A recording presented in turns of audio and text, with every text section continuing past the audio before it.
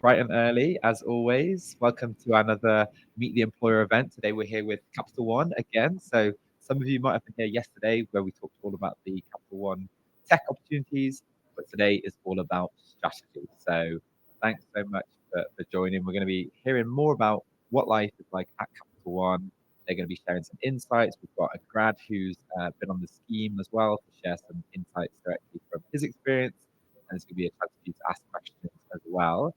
And I want to say well done for coming to the session, first of all, because it can be challenging to get the right early career role for you. But the first thing that you can do is come to sessions like these and learn directly from our guests and ask your questions. So, as always, we want to make this really engaging, really interactive. If you've got any specific questions that you want to get answered, make sure you add those to the question tab where you can see the little question mark there at the top of the right hand of your screen.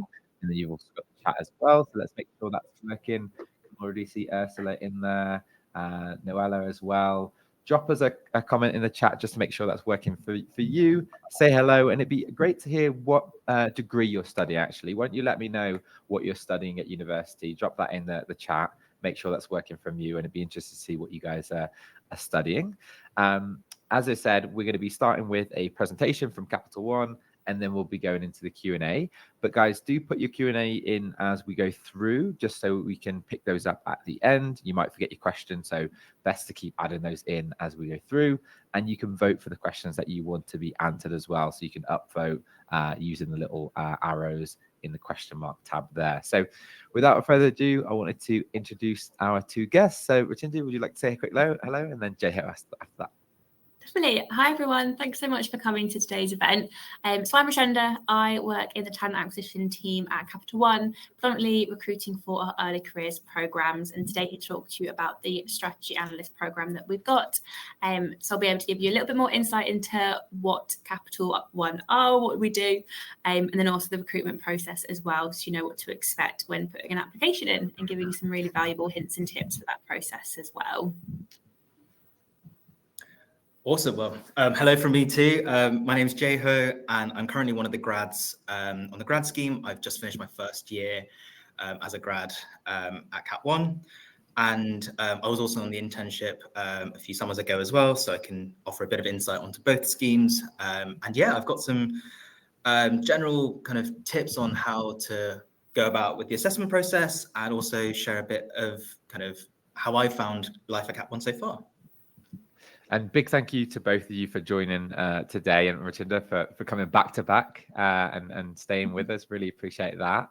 And as I said, again, everyone in the audience, do take advantage of this. So you're going to be going into the Capital One application processes, hopefully after this, and you're going to learn lots of lessons here and hear lots of advice directly from individuals who either have passed the process or are assessing the process. So this is a really valuable opportunity. So make sure you're engaged and make sure you're learning and taking away as much as you can.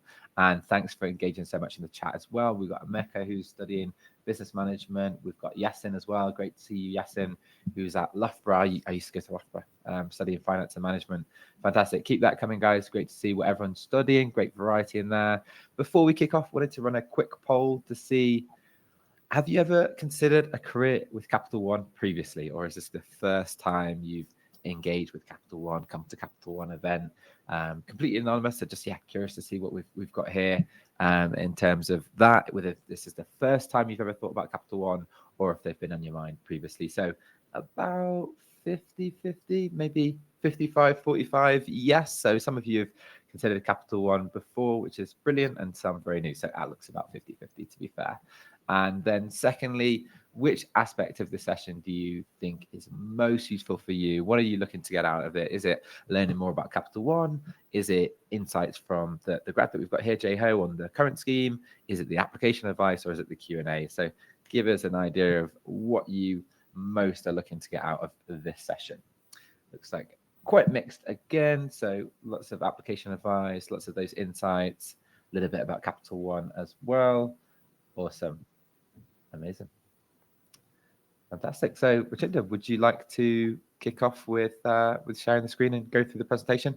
And as I said, everyone, make sure you keep those questions coming, and we'll get to those at the end. Be really selfish. Use the questions to your advantage. There are no silly questions. So, yeah, whatever you want to know, please do ask. Fab. Let me see if I can share my screen. Amazing. Can everybody see that? Yes, that's working perfectly. Great. So yeah, thanks so much for coming along to this afternoon's Insight Afternoon with Capital One and Diverse. Let me see if it's moving along. Great. So this is what the session will cover today. So first of all, for those who don't know who Capital One are, I'll give you a bit of an overview of what we do and some really fun facts about us as well. I'll then cover what early careers roles we're actually recruiting for, so you can see what you might be interested in and learn a little bit about those programs. I'll then hand over to Jay-Ho, who will be able to give you some insight into his experience with Capital One and how he's actually found his experience coming through the recruitment process and give you some really valuable hints and tips there as well. I can then give you some information about the recruitment process. So what actually are we looking for when you're applying to us, and what are the different stages, and how can you make sure that you're really prepared for them as well. Jay-Ho will then be running a skills session on case studies, which are a key point in the recruitment process for the strategy analyst roles. So he'll be able to give loads of really good information on those. And then we'll hand it over to you guys to ask us any questions that you'd like to know about the process, about Jay-Ho's experience, Capital One itself. So yeah, any burning questions we'll be able to ask there. So in terms of who we are, so I know we've done a couple of quick intros. So just to recap, I'm Rashenda. I am in the early careers recruitment team, and then we have got Jay-Ho with us, who's one of our strategy analysts, specifically in high street acquisitions. But I'll let him go through a little bit more in terms of what that actually means. So who are Capital One? So if you've never heard of us before, we are a credit card provider. So we are one of the UK's top 10 credit card providers. We do have a much bigger sort of US parent company that was founded in 1996 by our founder, Rich Fairbank, who is still the sort of the whole company CEO as well. So it's really nice that he's sort of grown the company and is still with us. In terms of the UK business, so we were established over 20 years ago, and we have got offices in both Nottingham and London, and both offices do have hybrid working policy. I know that's something that loads of people ask, so you will be able to work from home 2 to 3 days a week. Even if you're an intern, we do have a hybrid policy for everybody here. And then we're a mission-led business, and what that really means is that everything we do as a company, we do to help our customers. So even in like our tech teams and our strategy teams, they're thinking around what work they're doing and how does that help our customer. So yeah, that's our sort of main goal, is to making credit really simple and easy to access for customers as well. You will hear a little bit more around that from the next few slides. And then we do have some awards as well that we like to shout about. So our classic card is the only credit card with a 4-star Fair Banking Award.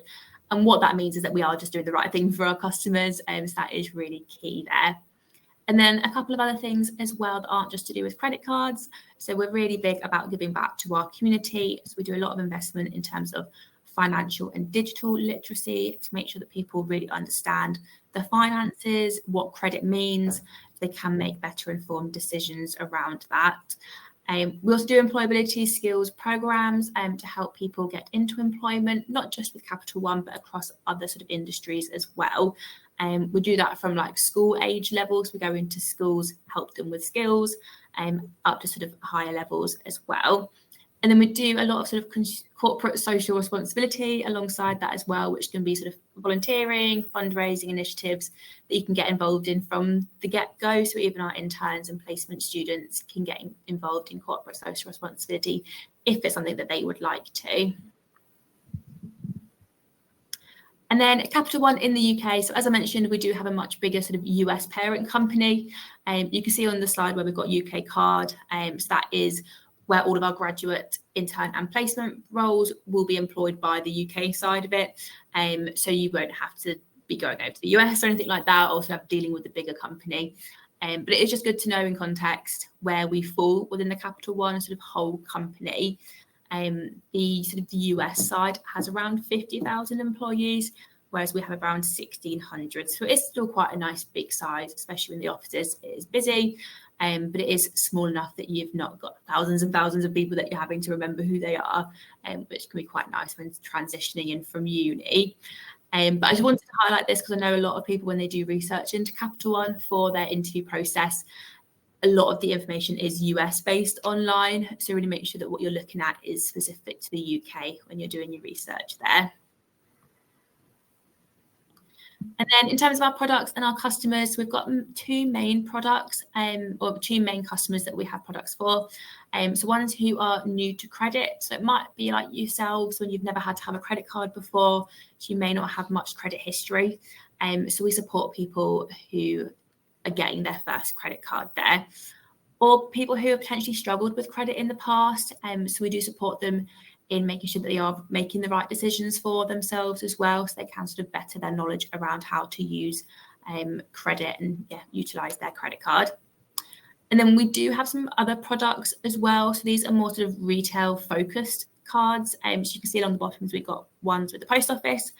So if people actually like to do their banking in person, they can go into the post office and use that credit card. Ones with very and little ones as well. And then we have announced a new partnership that we've got with ASOS. I know I was very excited by, because I always want ASOS. But yeah, I know there's a lot more information about that getting released soon, but there will be different perks and things that you can get by having an ASOS credit card with Capital One. Oh, and then just wanted to cover this as well. So diversity and inclusion is really important at Capital One. It's something that we really champion across all of our employees and sort of corporate initiatives as well. One thing that we do have, which is really key to highlight, is our business resource groups. What these are, they're basically groups that are made by employees who are really passionate or find something really important that they want to discuss. And then other employees can join them groups or go to events. So they often have different sort of information webinars or guest speakers that come in who are related to one of the groups that we've got as BRGs. So some of these are like REACH, which is our Race, Equality and Cultural Heritage BRG, Out Front, which is the LGBTQ plus one. I know quite recently they sponsored Nottingham Pride, where they had loads of people from the office out with rainbow Capital One flags or in t-shirts to really support and show their sort of allyship to that BRG. And then other ones as well, so Empower Her and Women in Tech are sort of female focused ones. But even if you don't identify with one of the groups, you can even support as an ally as well. So it is for everybody who wants to be involved.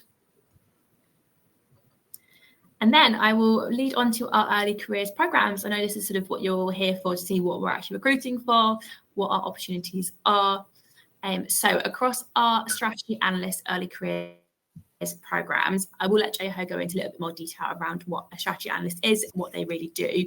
But we are recruiting for two different roles here. So we've got the graduate program, which is a set 2 years of rotation. So you'll be able to go into different teams to get a really rounded experience before choosing where you want to end up. So it's not just a 2-year contract. We do invest in you because we want to keep you. We want you to become one of our future leaders or become like an expert in the team that you're in. And we are just recruiting this position in Nottingham, which is our head office. And we're offering 45,000 as your starting salary with a 5k sign-on bonus. And then for this one to be eligible, we are looking at people who've graduated within the last year. So your graduation year would be either 2023 or 2024. And I know we had a few questions on the event yesterday around sponsorship. So we can sponsor if you do require a visa. And we just would ask that you currently are residing in the UK, even if that's with like a student visa. At the moment, we can sort of help you with getting your next one on there. And then we've got our internship program as well, which is 10 weeks over summer. Typically, it starts at the end of June, finishing at the end of August. Yeah, around those 10 weeks. The dates are fixed for that one. And we've got this in both the London and the Nottingham office. And you can see 25,000 as the salary for that, which is prorated for the 10 weeks that you're working with us. £1,000 sign-on bonus. And then for this one, we would ask that you'd be in your penultimate year, which means that you just got 1 year left of university, regardless if you're on an undergraduate course, you're on a master's or PhD. It's just that you would then have the graduation year of 2025 with the hopes that then you would then be looking at a graduate position. And then what I'll do is I'll quickly hand over to Jeho, who will just give a little bit more information around what a strategy analyst is, and the different teams that you could be able to rotate into. Awesome. Thanks, Richie. So being a strategy analyst, it can be quite broad, actually. You've got loads of different teams that you can be a part of, but ultimately what you're doing is you're getting to decide kind of the intent of the company. Like, what should we do? How should we be underwriting it? And like, who should we be underwriting to? And these are kind of the teams that you might be working in. So thinking about it from like a customer journey, we start off with the kind of lending strategy team, which is the kind of umbrella team that we have to kind of, I guess, decide who we're offering credit cards to. So I guess we can start with the marketing strategy team. So these guys look at, what products to offer, where are we offering these products, coming up with sort of partnership agreements like the ASOS deal we had recently, and also kind of general marketing strategy. Where do we advertise? On Google, Facebook? Do we put up banners? What do we do there? Then we move on to the acquisitions team, which is the team I'm in. So this is the kind of who do we lend to and what kind of credit line should we give them. And in order to do that, we kind of have to assess, I guess, the value of the customer and see how well they'll perform with the credit that will provide them. Then we kind of move on to the exposure management team. So once we've kind of opened an account, do we increase their credit limit? Are they using their card so we can increase their credit limit? If they're paying down their balance, then that shows responsible kind of use of their credit card. So we'll give them some perks like an increased credit limit. Or let's say that they're kind of not using their credit card as much, then we might think about maybe reducing their credit line. Ultimately, we're trying to, I guess, optimize the customer's credit line to kind of meet their needs. Then you've got the fraud team. This one, I guess, they do what it says on the tin. Someone from the fraud team actually gave me quite an interesting one sentence of what they do, which is like their program kind of seeks to minimize the total cost of fraud through balanced losses and operating expenses and improves customer experience. So yeah, trying to make sure that we have the right tools in place to kind of reduce any fraud cases. And then also finally, we have the financial support team. They kind of, I guess, when someone's financial situation maybe changes suddenly, then the financial support team will be there to kind of offer the best, I guess, solution to make sure that the customer can pay down their balance in a responsible way, and make sure that we're there to kind of help them go through any financial difficulties that they might be having. So those are kind of the key different teams that you might find yourself working in as a strategy analyst. Fab, thanks, Jayho.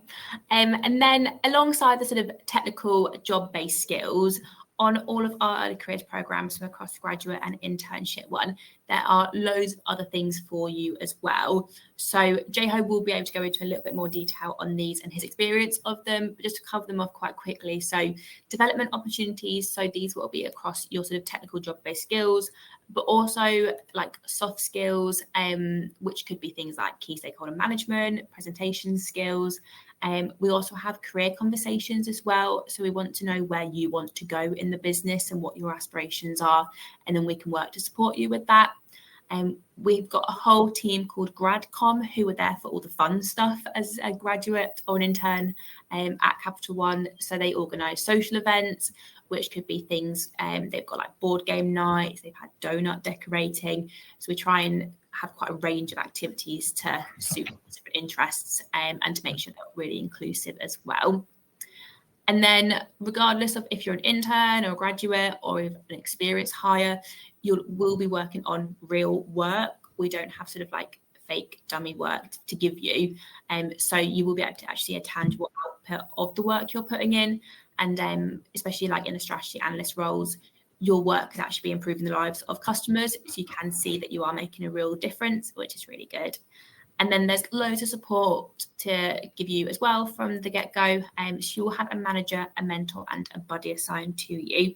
You'll also have all of the rest of the graduates in your cohort, the previous graduate cohort, and your whole team. So there's loads of people around that's, any question that you have, there'll be always somebody that can help you with that.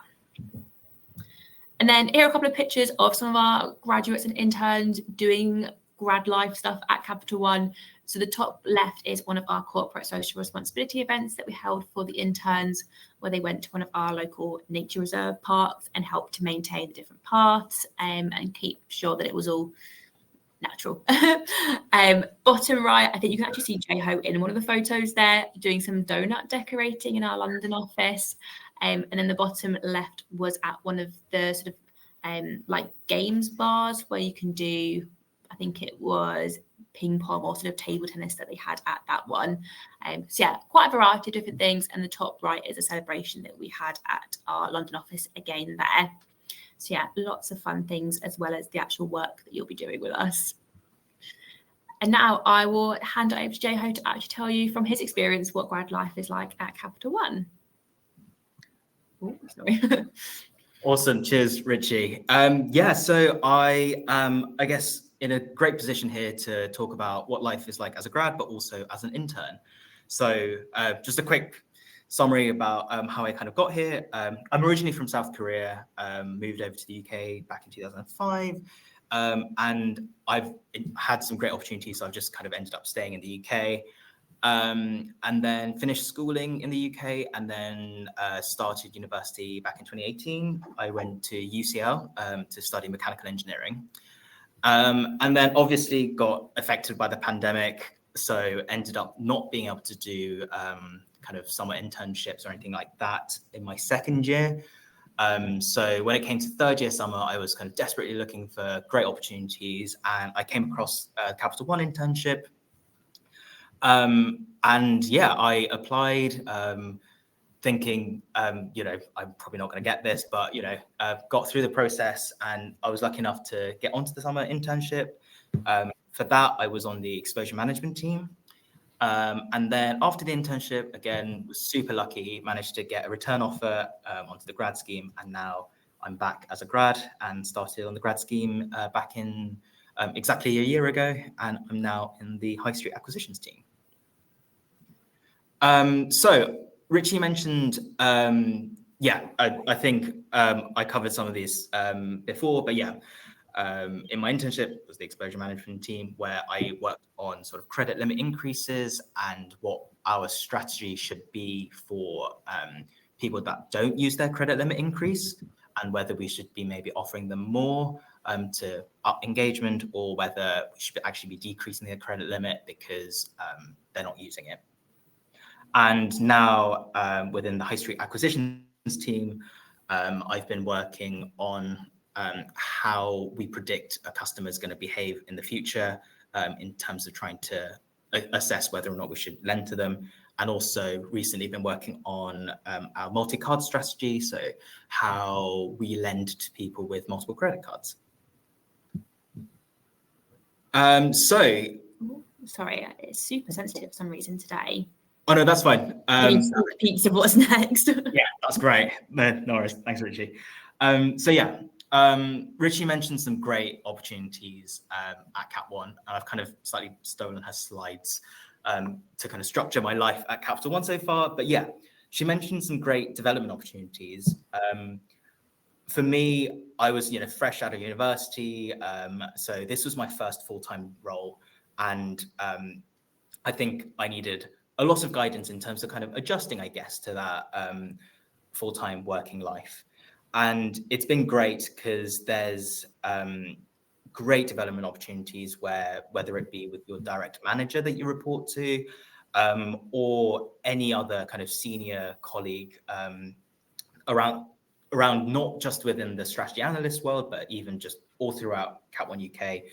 There's some great advice and development opportunities that they can give you and some advice in how to kind of advance your career, not just at Cap One, but also in general.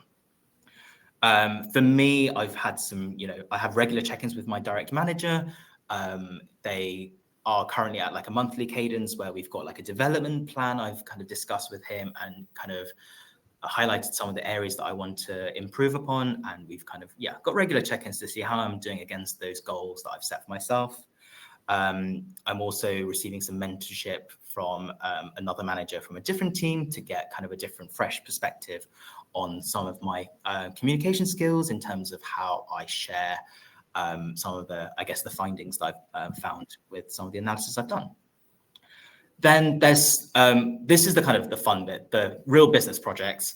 When you're, even as an intern, you're given genuine real business problems that you're solving. You know, they're not made up projects. These are projects that, if taken to completion, can go into market. I'm glad to say that my intern project is now in market as well. So it was really nice to see that go live and actually have a meaningful impact. And also, as a grad, I've now worked on sort of 3 projects so far, which are all now in market. And yeah, it's a great feeling to know that you're kind of making a direct impact to customers and, you know, in terms of how we're lending, who we're lending to. Quickly about some support networks. So when you join, you're not just chucked into the deep end. You've got, as Richie mentioned earlier, you have a buddy who's, for me at least, was kind of your main point of contact. They're the person that I normally go ask questions first to, whether it be, you know, questions about, oh, what does this mean in the context of Capital One, to, you know, within my first day at Cap One, I was like, oh, where's the toilet? You know, that kind of thing. We have regular catch-ups, you know, we'll go play pool, go grab a coffee or whatever, just to see how I'm doing, if I've got any concerns. I've got my first rotation coming up soon to a different team. So I've been talking to him a lot about, you know, what he, how he found his first rotation and kind of some of the benefits of some of the other teams and, you know, all that kind of stuff. There's also your mentor. For me, he's been kind of a bit more work focused, kind of maybe discussing some of my ideas about the project I'm working on before I share it with my manager or my director. So yeah, so getting some feedback from him has been great. And then obviously my manager, who I meet regularly to kind of discuss progress on my projects, but also, like I mentioned, some of the development stuff as well. But beyond that, there's just so many other people you can connect to. It's a very collaborative atmosphere, and it's been great because, you know, I can message someone and be like, oh, I'm, you know, within my first week, I'd be like, oh, I'm new. I was hoping to maybe put in 15 minutes to have a catch up about, you know, what you do and things like that. And, you know, they've all been great. So yeah, it's super nice. And it's been great to start working here. Also, I've been lucky enough to have an opportunity to be a buddy as well. We just had the summer interns across the summer just been, and I was a buddy to one of them. So it was really nice to be able to be on the other end and kind of offer support to new joiners and, you know, help them with their project and kind of, yeah, help them along with, I guess, the internship. Also, it's not all about work. I think Capital One does the work-life balance so well. Everyone thinks of kind of that corporate-y lifestyle, super long hours, and I have to say I've not stayed. I've not had ridiculous hours at the office. The managers or your colleagues, they're super kind of, you know, on the lookout for whether you're starting to maybe burn out or whether you need to take some more rest or whatever. And most people don't, because, you know, people step in a lot earlier. We don't stay ridiculous hours. We go out, you know, we can leave the office whenever, depending on, you know, how your project's going. We take regular breaks, you know, go for coffee, go play pool. We take table football really seriously. So lots of table football breaks, which is great. And also there's loads of social events. You saw some photos in the previous slide. There's things like One Fest, which is like our big summer festival that we have up in Nottingham, with loads of food trucks, really great music, and I think we even had a Ferris wheel this year. So yeah, that's been great fun. There's the Christmas party, again, great chance to meet kind of colleagues that you might not maybe interact with day to day, but might do in the future. So it's a great kind of informal setting to get to know people. Yeah, we had Secret Santa, karaoke, and yeah, seeing one of our directors singing karaoke really badly was actually quite funny. And then also, you know, there's regular team fun stuff. So mini golf, we go out for meals quite a lot. I've been go-karting as well, which has been amazing. So yeah, generally absolutely fantastic. I I really don't have any complaints about kind of the work-life balance. So yeah, my kind of, I guess, best advice would be, please do apply. It's fantastic. Fab, thanks so much, Jay-Ho. So if you liked what you heard and want to know what do I do now, really, so I would take you through what the recruitment process will look like. This is the overview of what it will be. I'll go through each section in a little bit more detail and give you some hints and tips for it. The whole process will be virtual though, so it's really easy for you to be able to attend interviews. You can do it in an environment that's comfortable for you. So these are the key skills that we'll be looking at for the Strategy Analyst programme. So these are what we'll be looking for in the assessments and in the interview process. So problem solving, so this is really important, especially for the Strategy Analyst position. So there could be loads of broad and ambiguous problems that you'll be looking at, and you have to be quite creative in thinking of the right solutions to solve them. Analysis, so we are quite big on quantitative skills, especially for the Strategy Analyst programme. So we will have a few assessments and interviews that will be looking at your maths-based skills. And people within these roles use maths and data to be able to help better decisions and more informed decisions. And then judgment as well. So actually, how do you know what the actions that you're going to be taking are the best actions for the company, for our customers, and the problem itself as well? So you'll be able to weigh up all the different options there. And then communication and stakeholder management. So I know Jay-Ho spoke a lot about working with different teams. So it's being able to really sort of manage those relationships, making sure that you're communicating in the best way, and then also dealing with people who are maybe a little bit more senior, getting them on board with the ideas that you have, and really managing that relationship as well. So these are the 4 really key skills. So I would definitely maybe sort of write down them, take a screenshot. We will be sharing the slides after as well if you've not got time. But yeah, definitely a really important slide, this one. And then on the application, so the first thing that we'll need to do is put an application in. For our strategy analyst roles, we don't look at your grades. So if you're not getting that first class degree, if you're looking at more like a third, don't worry, we won't be looking. We don't ask for any specific subjects either. So if you have sort of not come from like a maths-based degree subject, but you're still really interested, that's cool. We don't mind either.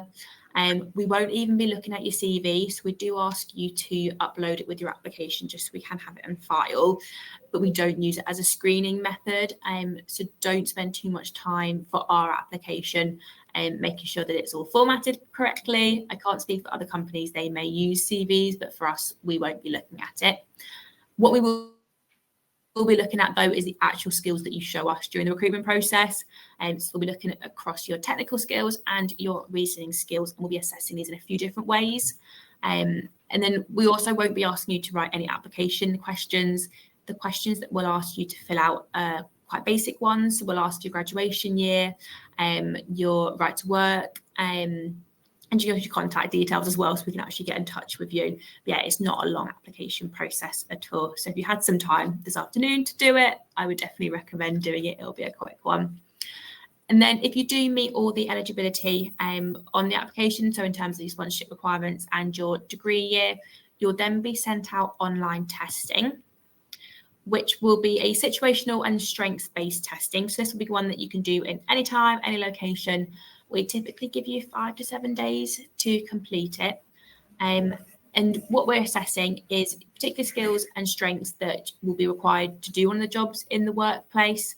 How it will work is you'll get a couple of typical job scenarios that are based on a strategy analyst role. And then they'll give you a few different reactions to those roles. And then you would put your order of ranking in terms of how you would react to them. You can see a little screenshot at the bottom of how that would look like. And then typically for this one, you don't have a time limit. Once you have started, though, you can't go back in and continue it. So do make sure you have enough time to get that completed. And then some hints and tips for the situational strengths. So you don't need to have any specific training or experience for them. It's more just around your natural reaction of how you would deal with a workplace scenario. So you definitely can look at some similar questions just to make sure that you're familiar with the format. But yeah, don't try and sort of pre-guess what we're looking for. We want to know what your reaction to those scenarios would be and how you enjoy to work. If you've got a scenario based there that is something that you've dealt with similar in a similar situation, you can have a think around how you actually dealt with that scenario, and then give an answer based on any real life experience that you do have. But yeah, try to put your answers sort of with your initial instinct, your natural instinct, because yeah, we really want to sort of align with your preferences and your strengths there. You definitely can do a bit of research into the employer, so into Capital One here, to understand what key competencies we're looking for.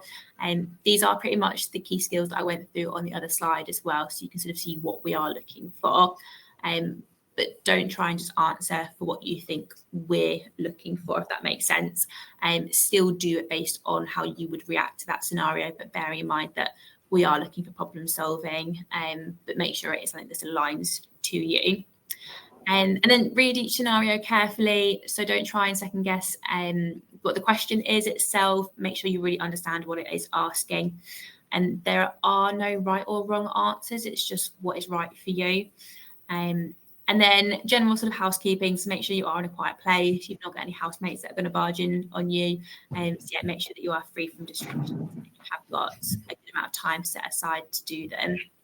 And then be yourself. So answer the questions in the way you want to. It is really important at Capital One that people can feel like they can be their best selves. So we do champion that all through the recruitment process as well. And then next up, if you pass the assessment, we do have a one-way video interview. So this is one of the ones that you'll get a set of questions and then you will record yourself answering them on the platform. I know these ones can be a little bit awkward. I had to do a few of them when I was going through the graduate recruitment process myself years back. But they are really flexible, so you can do them at any time that works best for you, around your uni timetable or exams that you've got, or even noisy housemates. You can do it at like midnight if that's the quietest time in your house. But what we're looking for these ones, so there'll be some motivational questions, which will be sort of your interest in Capital One, why you apply for this role, just to see sort of what it is that you're looking for, really. And then we'll have a couple of case study questions here. So there'll be some that are sort of work-based, for example, like an email stimulation one, and then there will be some math-based problems, which will be looking at your quantitative skills. And then there will be a couple of ones where you have to do the mathematical calculation and then give a written or verbal explanation of that as well. So actually seeing what your thought process was with working through that maths problem. For these ones, they're not competency-based skills, competency-based questions. So we are just looking at your potential, and then the math skills as well for this one. You've only got one chance to record your answer, but there is 3 minutes per question to practice. So there is quite a lot of time that you can go through. And then again here, so we're not looking at sort of the most confident answer. We know quite a lot of people could be nervous for these type of interviews, so we're not looking at that. We're just looking at your communication skills. So how well are you delivering your answer? And then what are you actually saying? So what is your actual answer? And then some more hints and tips for the video interview. So again, really important to make sure you are in a quiet and distraction-free environment. I've seen a lot of video interviews where someone's like mum comes into the room and they're like, I'm on a call, I'm on a video. So yeah, just make sure people know that you're going to be doing that for an hour maximum, for however long that's going to take you. Do your research into Capital One. Don't just look at sort of like our history or recite everything on the website. Try and find things about Capital One that really resonate with you. So why do you want to work for us? It doesn't even have to be about the Capital One company. It could be about our programs, our values, or sort of our focus on diversity and inclusion. Anything like that, is something that's important to you. That's what we're really looking for with these answers.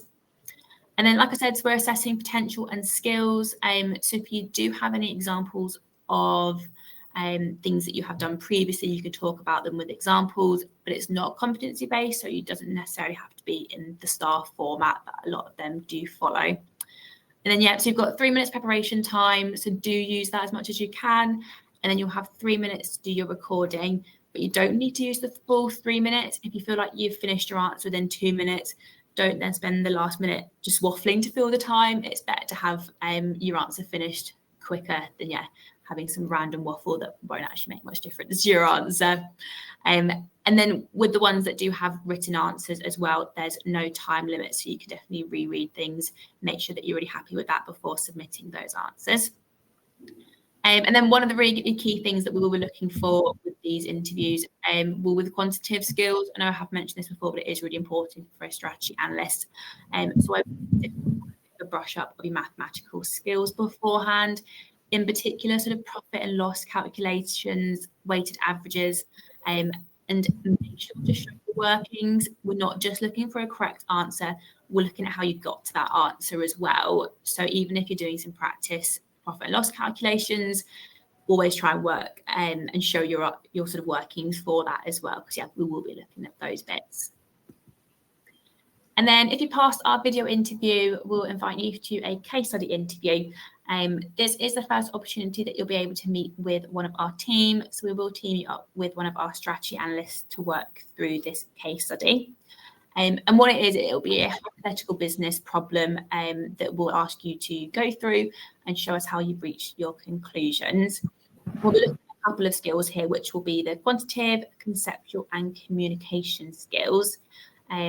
And we'll be looking at your ability to assess data as well, and sort of develop a business idea and communicate that with the interviewer. We will be having the skills session with Jay-Ho after this section, so he will go through what a case study is in a little bit more detail.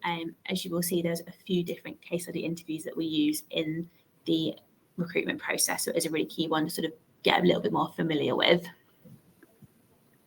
So then after the case study interview, if you pass that, we'll invite you to one of our assessment centres. Again, this is all virtual, so we'll host this over Zoom.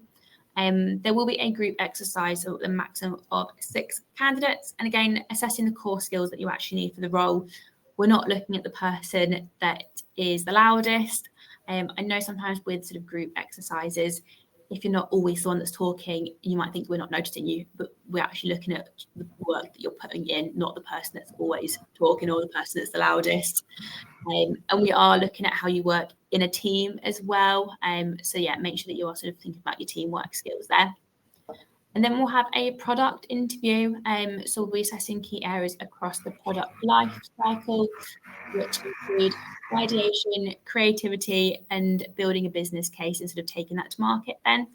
And then there will be another case study interview, which will be with one of our senior leaders for this one. But yeah, I'll let Jay-Ho go through a little bit more detail around case study interviews. And then some hints and tips again. So super important again to make sure that you're in a quiet and distraction-free environment, especially if you're on a call with one of our senior leaders. You don't want somebody barging in on you.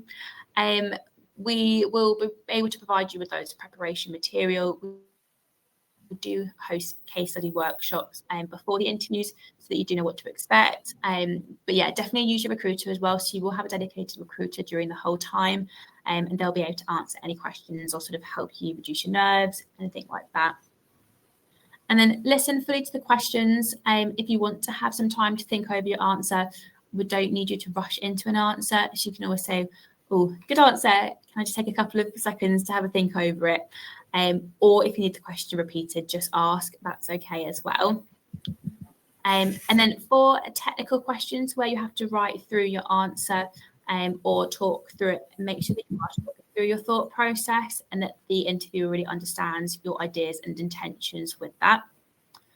And then we are looking at potential and strengths of the role. We understand that you might not have loads of work experience that relate to it, or you may have never sort of been within a professional working environment. So don't worry about having perfect answers. We're not looking at perfection. We're just looking at potential for it. Try and focus on your communication. This is one of the key skills that we'll be looking at. So try to not rush what you're saying. And yeah, make sure that the interviewer can fully hear and understand you. And yeah, like I said, you don't need to be the loudest person on the call. Just be yourself. This is, again, super important. And don't be afraid to show your enthusiasm. We want people who want to work at Capital One. So you can definitely show that on the call as well. And then that is it. So if you have passed our assessment day, we will be able to extend an offer to you. Usually these are made within a week of the assessment centre. They are unconditional, so we don't ask you to have a certain grade or anything like that. And And we will give you some time to have a think about it as well. We're never going to rush you into a decision. So if you wanted to have a chat to any friends or family, get their thoughts on it as well. And yeah, we're happy to have any further chats with you to help you make that decision. And then I know sometimes the lead up to actually starting September, if you've been interviewing over the autumn time, it can be quite a while to wait. But we have got loads of welcome events. We're not going to forget about you, and we're not going to let you forget about us either. So we've got social activities, so you can meet some of the rest of your graduate or intern cohort, meet some of our current grads as well. And yeah, sort of get excited to start with us. And then these are my sort of two main top tips across the whole of the process, which can really help you prepare for success. So research before applying and before each of the stages of the process. So have a think around what activities you enjoy, what do you enjoy doing at uni, how do you enjoy working, because that will really help you identify where your strengths are, because that will be something that we'll be looking at in terms of your skills and strengths. What are your values, and then how do they connect to Capital One? So yeah, researching into the company that actually aligns with where you want to be within a company. Be really clear on the skills that we're actually looking for. So I know I went through that slide, which I said was super important, which it is, so you'll know what we're looking for during that recruitment process. And if there is anywhere that you think, oh, actually, my problem-solving skills aren't maybe where they need to be, you can have a think about how you can improve on them before going to those interviews. And also know what you want to get out of the program. So actually know that this is the right program for you. Why does it suit what your motivations and goals are? So that you can know that this is the right thing for you as well, which will help you with that enthusiasm as well that we always like to see during the interview process.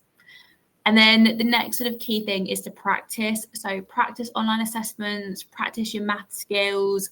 You'll be able to get preparation material from the recruiter that will help you know what to expect from the interviews as well. And then with it all being virtual, I would try and get comfortable with speaking in front of a laptop. I know it's not always a really natural thing to do, but you could even have some like Zoom calls with your friends or your housemates. So yeah, get a little bit more comfortable in that setting, just so you know what to expect before the interviews. And then you will be able to get feedback from us after the interviews that you've got, which are with other people from the business. And you can get them whether you're successful or not. So even if you have actually got a grad role or an intern role with us, we can still give you feedback so that you can know where else you can improve as well. And then I will hand back over to Jayho just so he can go through case studies in a little bit more detail, because as you can see, they are a really key part of the recruitment process for the strategy analysts. Awesome. Thank you, Richie. So I think a case study interview, now that I've worked as a strategy analyst, I think the reason we do it is it's actually a really good kind of emulation of, you know, what we do day to day. We'll give you some sort of business scenario. You have to kind of unpick what, you know, what's the important bits of this scenario, you know, what are you trying to achieve, and then come to a conclusion, come to a proposal of what we should do, having done kind of the analysis. So it's a great opportunity for us to see how you kind of break down these kind of problems and how you think and how you communicate these ideas. But also it's actually a great opportunity for you guys to see if this is the kind of type of work that you want to do. Hopefully for most of you, this is exactly what you guys want to do, and you'll have great fun on these case interviews. And that's great. That's a great indication of that's a great indicator that you'll fit in quite well at Cap One. But then, some of you might find that, it's actually maybe not the kind of line of work you want to do, which is, also perfectly fine. You can then search for other opportunities, but, this is a great opportunity to, get a taste of what life at Cap One is kind of like. So for some of you, you guys might have already kind of looked into sort of different types of case studies. For us, we normally focus on kind of the strategy side of things. So, what are the kind of differences we can make to the company? Should we acquire a new partner? Should we enter this market coming out of COVID? What should our response be? So, big kind of questions like that, as opposed to maybe some of the kind of estimation type case studies, or, thinking about real kind of value, kind of very numeric based case studies. So Richie kind of covered a lot of this, so I'm going to kind of whiz through this. But yeah, key skills that we're looking for in a strategy analyst: quantitative skills. So how well do you turn a business problem into sort of like a mathsy problem, I guess. There's the adaptability. So how well do you respond to kind of getting new information, and and how quickly kind of do you absorb that new information into your thinking? There's the reasoning skills. So how well do you come up with recommendations? You can do all the quantitative analysis, but how good are you at making that jump into kind of coming up with the final recommendation? There's the comprehension side of things. Again, how quickly do you understand the problem you presented with? And then finally, I think this one's a really key one: communication. How well do you articulate your thoughts across, whether it's your working or your final recommendation? But yeah, really important to kind of get what you want to tell the interviewer across in a very nice, succinct way. So we don't throw you into the deep end with the case study. It can seem quite daunting. We do try and break it up into, I would say, kind of 3 sections. The first one is the case concept side of things. So this is this is where the interviewer will give you kind of the context of, I guess, the case study. And then we'll give you any background information you might need. And then it's up to you to work out, what are the key factors for success? And how do we reach the business goals that the interviewer's mentioning? I would say my top tip for this section would be, really important that you understand, the concept really well and the context really well. Ask clarifying questions, maybe play back what you've understood, what you've heard and what you've understood back to the interviewer to double check. Don't be afraid if you don't understand the context immediately. I remember my case interview during the assessment center, so the second one I did, it took me at least 10 minutes out of the 30 minutes we had to just understand it. I just couldn't understand it for ages. And I just ended up asking loads of clarifying questions. And to be honest, at the end of the interview, I thought that was, that ruined my chances. But, I'm still here. So clearly it's okay to ask clarifying questions. And yeah, I would really encourage you to make sure you've understood things correctly. Then there's the kind of analytical side. So I kind of characterize this as the sort of mathsy side. This is where you'll probably be presented with some sort of data set. You'll need to work out, what the relevant and important bits are, and I guess generate like the important kind of equations to work out certain metrics that you might that might be helpful in kind of coming up with your final recommendation. I would say the 2 important bits here is make sure you emphasize and only work on relevant stuff. There's probably additional information that maybe doesn't matter as much. So don't get sidetracked, really focus on the important bits and the real kind of questions that will get you to a final solution. And also take your time. Don't be afraid to maybe ask for like a second to kind of take a step back, really think about the data you've been presented, just kind of take a moment for yourself, write down any equations, and also explain what you're doing. The interviewer can't see what you're writing on a piece of paper or anything. So really explain to them what your thought process is, what you're doing, what the equations you're doing are, just so that, you might have made a mistake. We're all human. And, the interviewer might be able to give you a nudge and say, oh, actually, that bit might be wrong. Do you want to have another go? And that's fine. They're really there to help you. So, that way, just talk through your thinking. And finally, I think this is the exciting bit. This is the, bit where you give your recommendation. You've done all the analysis. You've thought it through. What should we do next? And I think the biggest pitfall people have at this bit is people only just, applicants only highlight the strengths of the recommendations. In reality, most recommendations will have weaknesses, and it's important that you highlight them. It might be that you've maybe not been given enough context to address the weaknesses, and that's perfectly fine. Sometimes we don't have all the information we need, so there's a bit of uncertainty. And it's good to like highlight that there are certain weaknesses with your recommendation, and don't be afraid to show the weaknesses. And be prepared for any questions about your recommendation. Be prepared to maybe absorb any new information the interviewer gives you at the point you're giving your recommendation. They might, be trying to test you on your kind of adaptability skills. So again, take a step back, think about what that new information kind of implies and what effect it might have on your recommendation, and again, present your idea. Maybe it doesn't make a difference, and that's perfectly fine. And so, yeah, there's no one correct answer with all of these. So, think about the problem, and if you're confident with it, stick to it. Try and convince the interviewer that, convince them why they should trust you and follow through on the recommendation you're giving them. So those are the kind of 3 sections of the case interview. I've got some sort of general tips about that applies, I think, throughout the entire application journey, but especially so for the case interview. Communication is so vital.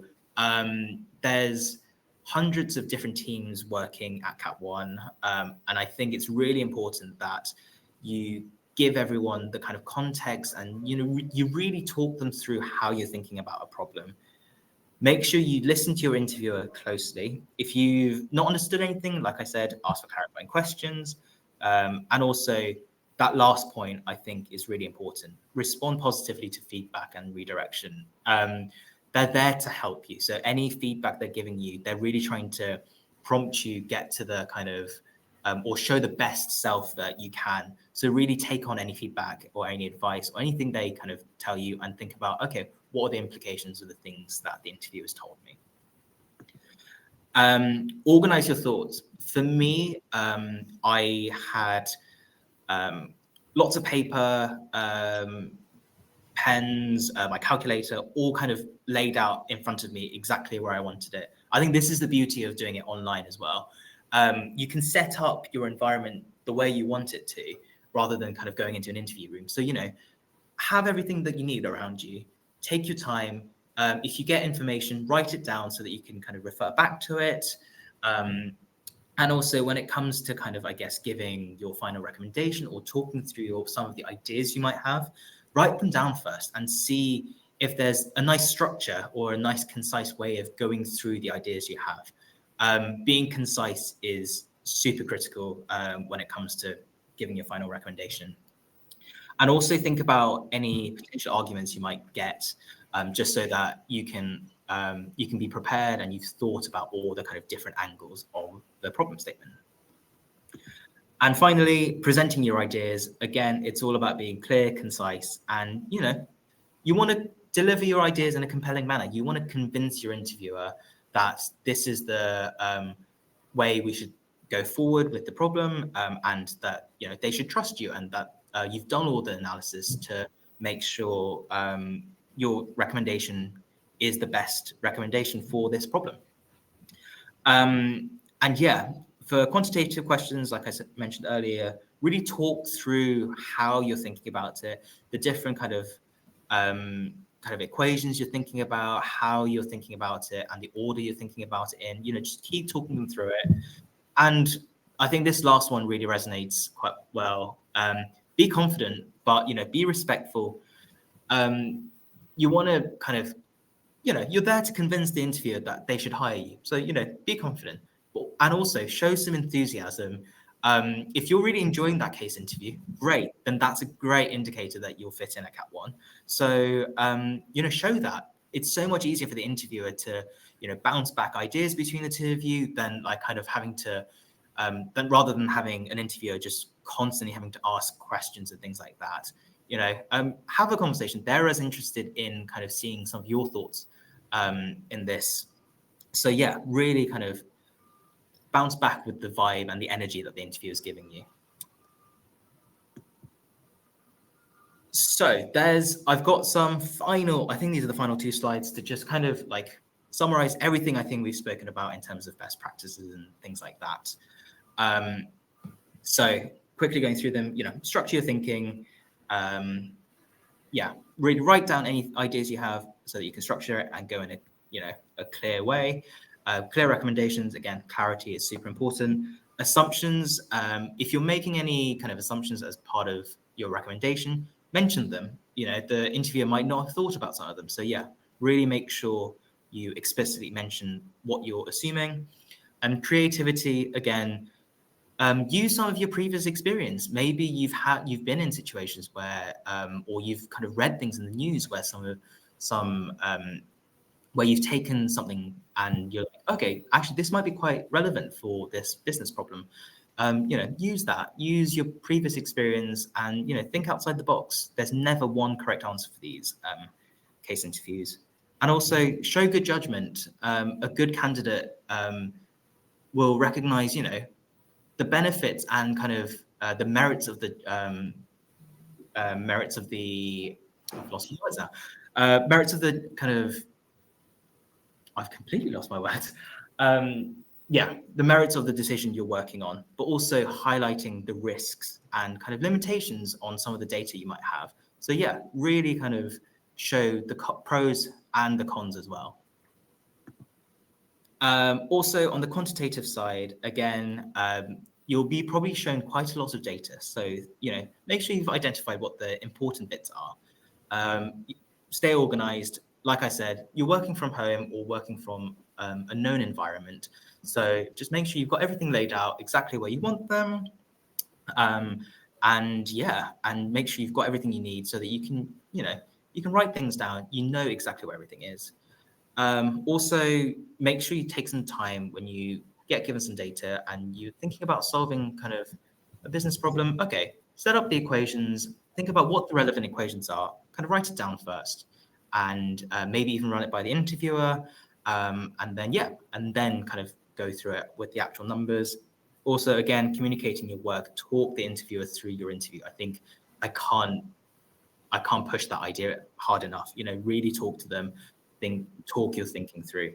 And then also finally, when you get to your final answer, just do a quick sense check. Does this seem like the right answer? And if you think, hang on, this seems wildly off, just be like, okay, I'm just going to take a bit of time. I've kind of got to an answer, but it doesn't seem right. I'm just going to go through my working again. That's perfectly fine. Rather that than you get to an answer which is completely off, and then you present that to the interviewer, and then the interviewer has to then prompt you to fix that. It's much better that you kind of self-diagnose any problems and then you give the final recommendation. I think those are the quick fire tips about how to go through the case interview and things like that. I have gone through them fairly quickly, just so that we've still got some time at the end for Q&As and stuff.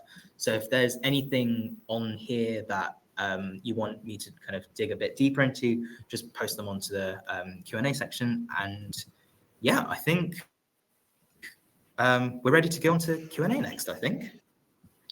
Fab. Thanks so much, Jay-Ho.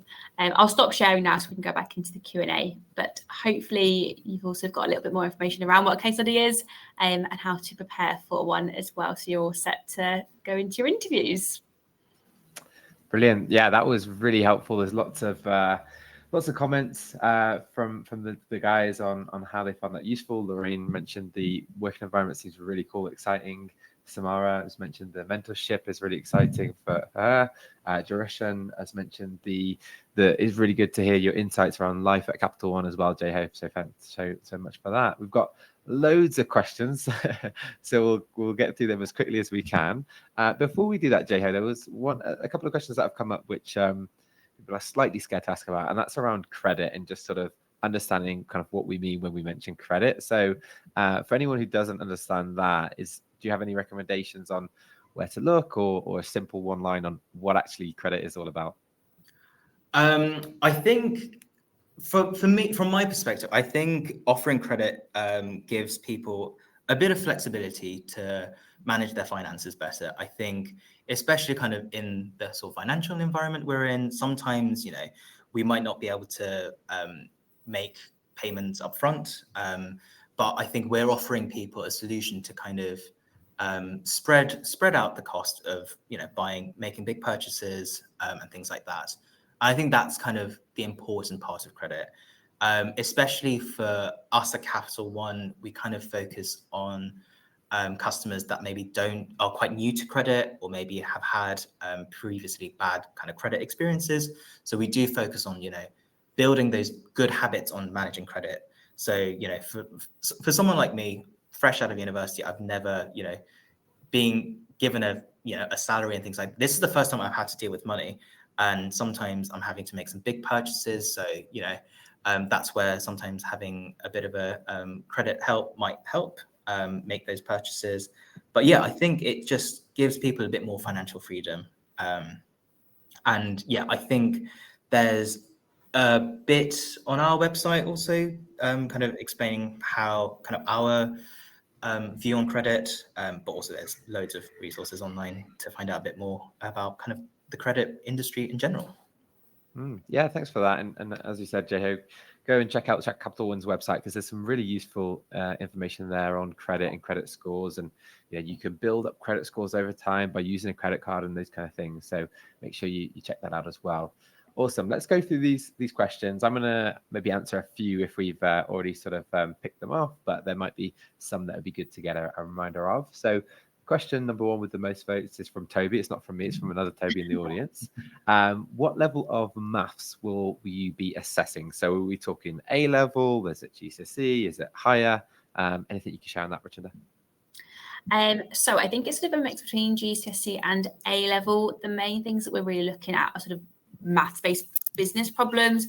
So the main ones to have a brush up on would be like the profit and loss calculations and weighted averages.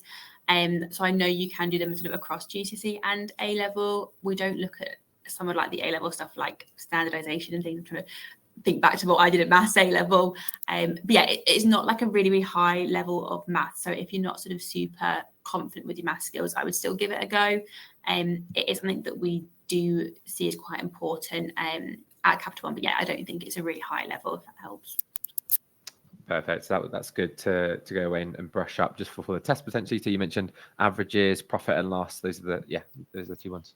Yeah, so it's like weighted averages, profit and loss calculations are sort of the main two. Perfect. Really, really helpful. A couple of questions around the sort of sizes of the intakes. Is there anything you can share around that in terms of how many people you join with on a scheme each year? Yeah, so we have a start date of September every year when all of the graduates across the programs join. So we've got graduates coming in from the tech scheme, strategy analyst and product management. I know for this year, we've just welcomed in, I think it's 40 graduates. So that's sort of similar numbers each year. I believe for the strategy analyst one, we're looking at around 12. And some of them will be like Jeho have come from our internship scheme. So they would have had a little bit insight into Capital One, so they can sort of support you into your transition as well. So that's really key that we've got that in the cohort. Perfect. Another question, and thanks as well, guys, for all these questions and sticking with this session all the way throughout. And there's some really, really good questions here, so I really appreciate the engagement as always. Question here from Olawase. Are we going to be graded on the speed since it's not timed? I believe that is in relation to the online assessment. Are you assessed on the speed as well? So I believe the online assessment that it's not to do with speed. With the actual interviews, so obviously the video interviews, you've got 3 minutes each. The quantitative and like the written ones, we're not looking at speed on them. There's not a time limit. And then for the actual like interviews where you've got with members of Capital One teams, normally you've got like an hour set in, so you are sort of limited on the time that's set in for the interview, but we're not looking at necessarily the speed that you're working through the examples. But yeah, there is a time limit on the actual interview, if that makes sense. Yeah, that's good to know. A question here from Zinedine. So do you only take intakes for September 2024 or can 2023 graduates apply? The answer to that is yes. So if you're a 2023 graduate, you can also apply for the graduate scheme. There's a couple of questions about earlier graduation years. So 2023 is the cutoff date for the grad schemes. So if it's earlier than that, there's the entry-level roles, right, Richinda, and the junior roles at Capital One, the experienced hires that they can check out on the website as well. And visa sponsorships, we answer that as well. So yes, on the visa sponsorships, but you do need the right to work in the UK. A question from Joshua here for either guest. Any more tips on the online assessment and how to prepare? for anyone who might have joined late or is still wondering about that? Yeah, definitely. So the platform that we use for the online assessments is called Capfinity. They do have some sort of example questions that you can go through just to make sure that you are familiar with the site. I would also just have like a bit of a Google around situational strengths testing, as I'm sure there's loads of examples. So yeah, I would just sort of practice really and prepare yourself for it. And then have a think around sort of how you like to work as well, because a lot of them will be work-based scenarios that will give you a preference. So if there's like an example of like a uni work that you've really enjoyed doing, what was it that you really enjoyed? And so have a think around that type of stuff as well.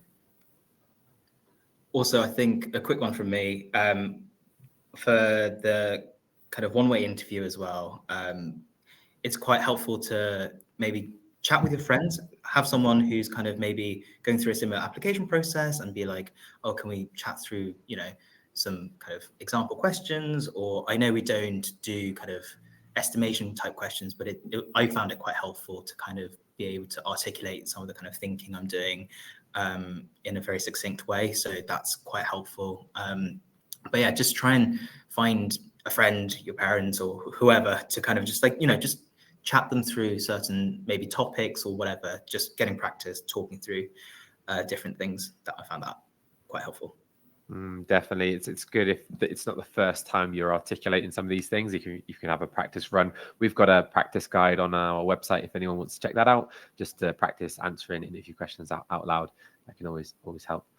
Question from Ursula around the coding. So what code language will we be asked to write in? That might be in relation to the tech scheme, but if you've got an answer for that one, Richie. Yeah, so for the strategy analyst roles, we won't be looking at your coding skills during the recruitment process. That is something that we'll be looking at with the tech process, which for that one, if that is what you're interested in, we have a coding assessment, which is one of the assessments alongside situational strengths, which has pretty much most coding languages in, so whichever you are most confident with. And then later down the line, we have a pair programming interview where you'll be teamed up with one of our software engineers to do a coding challenge. And typically we do those in Python, Java or JavaScript. Perfect. And a question here from Jesserun.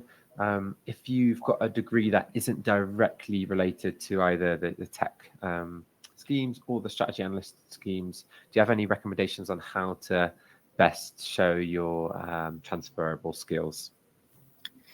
Yeah, definitely. So the whole recruitment process is really set up to show your skills and your strengths. We don't necessarily ask around what you've done at university, so you don't even need to let us know that you haven't done anything that's necessarily relevant. We are just looking at your skills. But if you do come from a subject that maybe isn't as like maths heavy, just sort of try and brush up on those key equations that we're looking at. And then things like problem solving, you can do that in most degrees. So they are really good ones for your transferable skills that we do look at.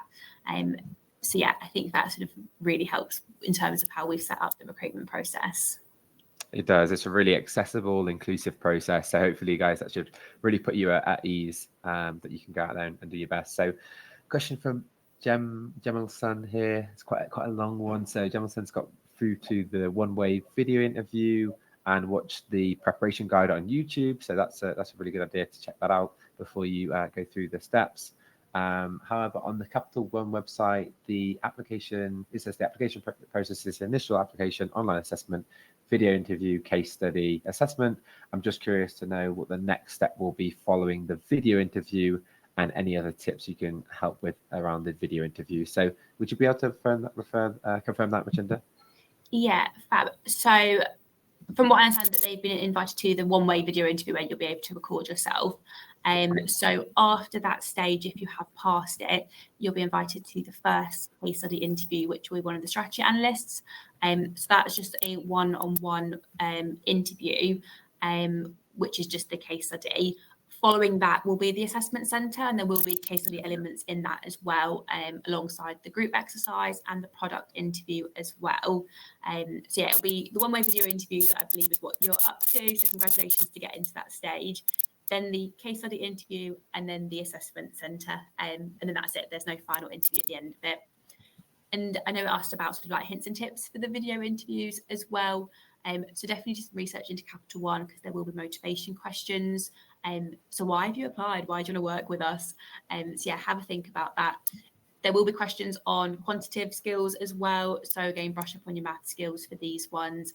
And then there will be some sort of work-based ones, so there's like email simulations and ones where you have to sort of write or talk through your explanation of maths or sort of how you've come to a conclusion with something as well.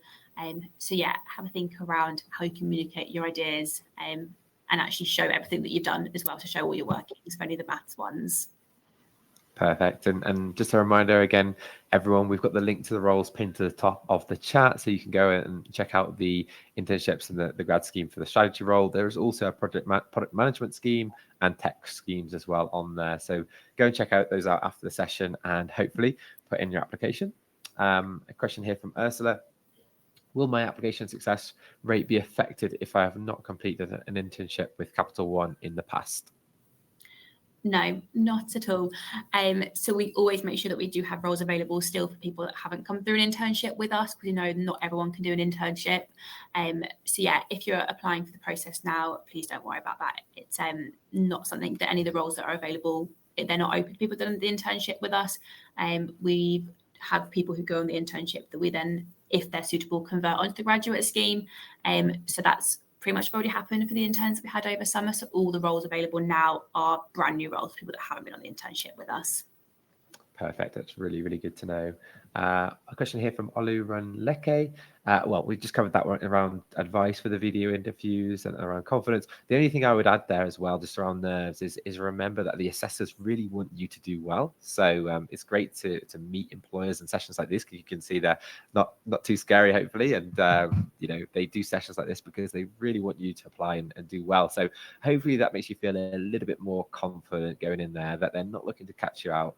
They're hoping that you do your best. So as long as you do your best, you yourself, and you take on the tips that you've heard on this session, I'm sure you do fantastically well. Toby, I've actually got go ahead. one more advice with the one-way interview is a bit of a bizarre thing to do, but go on your laptop. You don't actually have to have a meeting, but just turn the camera on and just practice talking into the camera. It will feel really weird at the start, but you do kind of get used to it. But rather you get used to it, when it's not the actual assessment, than when you're trying to, actually answer questions with a time limit. So yeah, even if it's just, chatting to yourself, or maybe like, talking through a concept or whatever, try just talking into the camera and kind of seeing like the video feed of you talking back at you and nothing else. Because it does actually get a bit of getting used to, but simple trick to kind of get used to it quite quickly. Yeah, I love that. It's a general theme we've seen, isn't it? Practice really can help with all of these steps in the assessment. So, the more time we spend practicing, the likelihood of you sort of passing is going to go higher. So I love that suggestion. Another question here, is there a right or wrong answer when it comes to the case studies, or is it more so looking at your ways of working and your effort here? So if they're case studies that have any sort of maths base, we will be looking for the correct maths answer for that.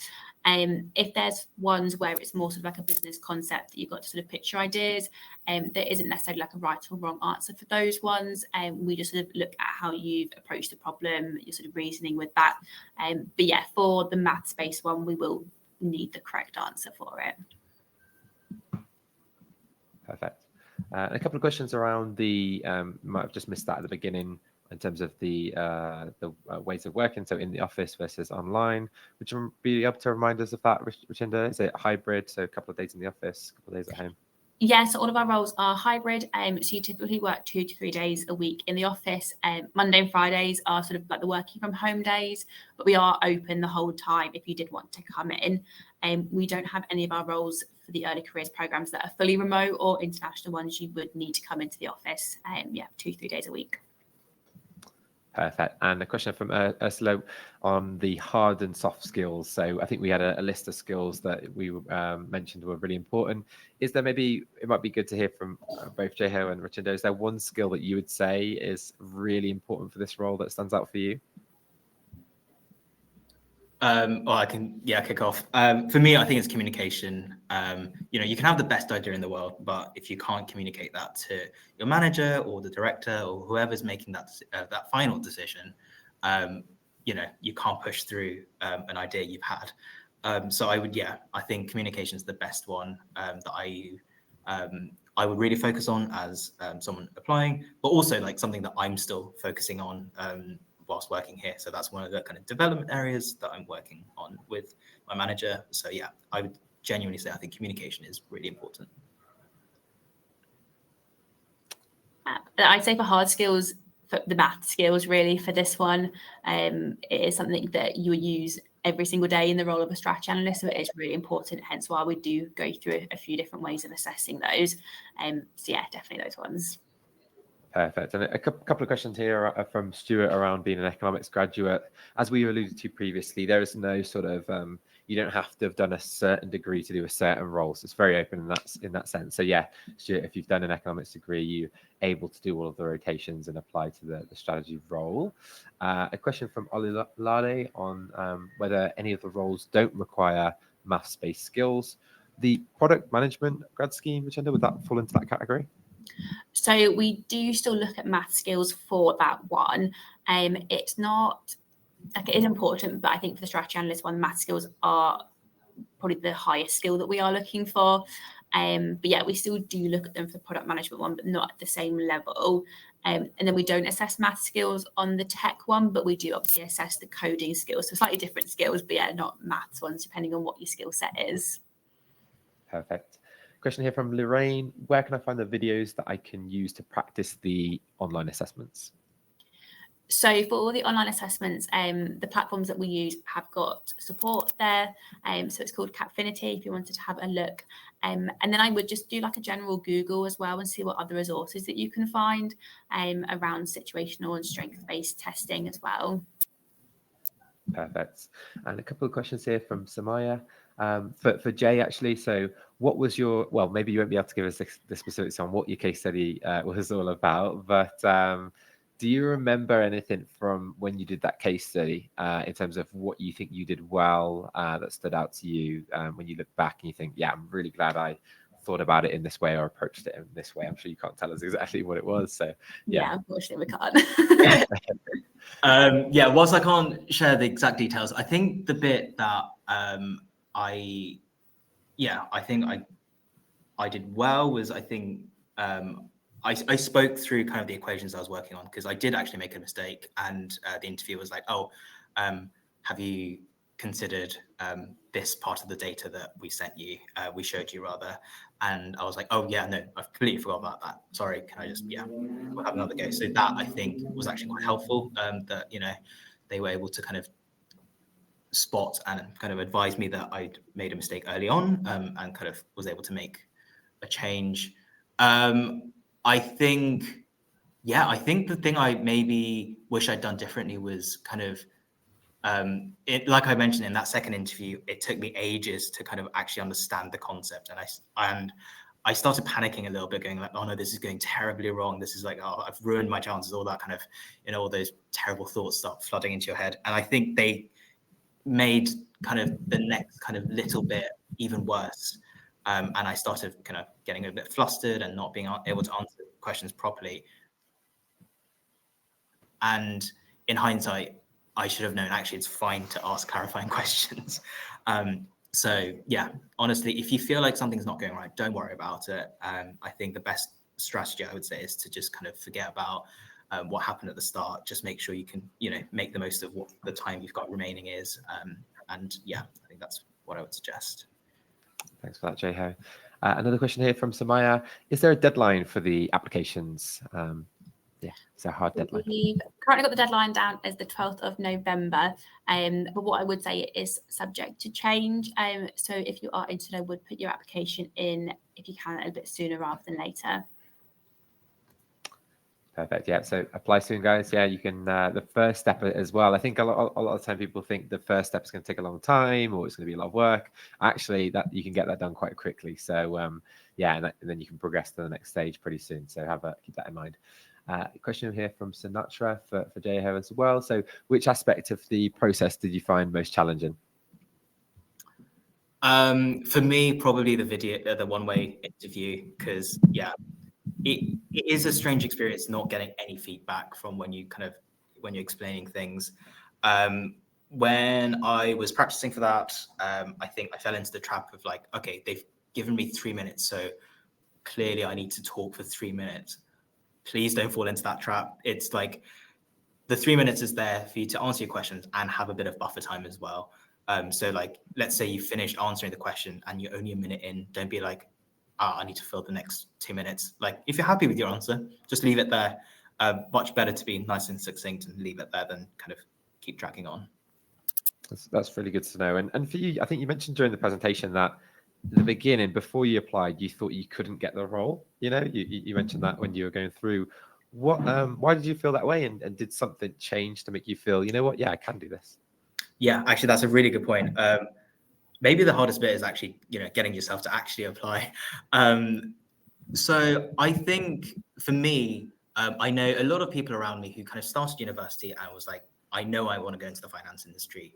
I'm going to do all the internships in the world, all the summer schemes, everything, everything I can find, so that I get my role in a finance kind of related job. I didn't do that. I thought when I started university, I'd go within the kind of stay within the engineering kind of industry. So I didn't look to finance at all. And then I found myself thinking, you know what? Oh, why not kind of branch out a little bit? And I saw the Cap 1 opportunity and I was like, but I haven't, thought about finance. I haven't had any previous finance experiences. I don't have an economics degree. And so I did doubt myself. But actually, you know what? I was like, there's no point in kind of worrying. Why not apply? And well, here I am. So yeah, if you have any doubts, it's perfectly normal to have doubts, but I would just say, go for it. What do you have to lose? Yeah, love that, and that's a big part of the reason why we really wanted to have you on this, Jeho, to hear that directly from you. So really appreciate that. Question here from Fabian. I think we've covered this around eligibility in terms of the graduation years. So the cut-off dates were in the presentation there. So 2023, 2024 for the grad schemes, 2025 for the summer internships, 2026 for placements. What I would say, guys, if you've graduated before that, then check out the experienced higher roles, the junior roles at Capital One.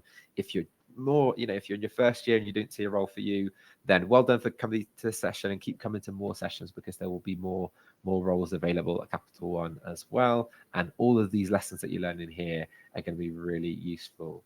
Trying to think if we've got any more new questions here. Can you apply for, you can't apply for both the grad scheme and the internship because the graduation years are a little bit different. Yes, you can apply to as many roles as you like. Let's see if we've got any other questions. How long will the video interview be? That was in there, wasn't it, Richinda? But could you remind us of that? Yeah, so you'll have 3 minutes to answer each question there. Perfect. And lastly, from Samaya, how can we? So this is a slight question around the one-way video interview and how you show your work. With it being a one-way interview, how exactly do you show what you're working on? Good question, fair enough. So for some of them, it's like written answers. So you have like a text box that you'd be able to write your answer into, because some of them will be like maths ones. So you actually write your answer, write down your workings. Some of them where you have to write an email reply. So it's not all just the video. There's a couple other sort of interview or like assessments part of that video interview platform altogether. Perfect. And all the roles, as I said, guys, are on the job board. So you've got a few in London, some in Nottingham as well. Keep an eye out. There will be other Capital One roles in London as well next year. So keep an eye out for all of those. And hope you found the session really, really useful. Go away and take those advice and tips and utilize them in the application. I'm just going to throw up one quick poll here. We're always looking to try and improve and get better. So let us know what you thought of the session. And please do reach out to me if you've got any thoughts on what you might like to see in the next session, what you'd like to see more of. Let me know. Lots of 10s there. So for us, that's brilliant. And that's all for Richinda and Jeho as well. So well done on that. I'll leave that up for a few more seconds. And just remember, as we said, actually, one thing I wanted to mention is be really open-minded in terms of geography. So if you're not based in Nottingham or London and you've not thought about those geographies before, then it's worth being really open-minded at the start of your career, because you never know and you don't always get that chance to try out different cities and different areas as well. So if you're not from one of those areas, don't immediately cut yourself off because of that. It could be an amazing opportunity for you. So best of luck, everyone, with your applications. Big thank you to Jeho and Richinda as well for joining us and spending some time. Any last words for the audience? thanks so much for coming along and good luck with your applications. Yeah, thank you from me as well. Also, don't be shy. Do reach out to me on LinkedIn as well. I know some people already have. So yeah, just search my name on LinkedIn, and yeah, do send me a message if you have any other questions, which you might not have thought of today. That's very, very kind of you, Jay. Thanks so much. And definitely take him up on that. And yeah, lots of thank yous going in the chat there for you today. So well done. Best of luck, guys. And yeah, enjoy the application process, and hopefully see you all at Capital One and potentially on the other side of it on this session next time. Thanks, everyone. Amazing. Thanks so much. Bye. Bye, everyone. Bye.